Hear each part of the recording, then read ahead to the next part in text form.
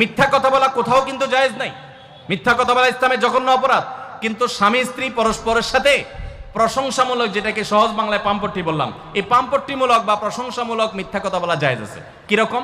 আবার এটা যাই এখন থেকে বাজার থেকে 500 টাকার কাপড় নিয়ে যায় বলেন 2000 টাকা দিয়ে কিনছি, এটা কিন্তু জায়েজ নাই। কেন জায়েজ নাই?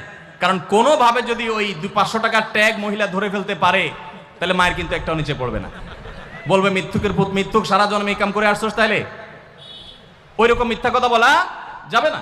আমার পরিচিত এক লোক আছে, সরকারি একজন কর্মকর্তা বড়, উনি বলেন যে মহিলাদেরকে বাজার করে খুশি করার মতো কঠিন কাজ আরেকটা খুব কম আছে। যারা সংসার করেন তারা জানেন। কারণ আমি একটা কথা প্রায় বলি, দুনিয়াতে বহু বুদ্ধিমান মানুষ আছে, বহু চালাক মানুষ আছে, কিন্তু একটাও চালাক বা বুদ্ধিমান স্বামী আছে বলে আমার মনে হয় না পৃথিবীতে।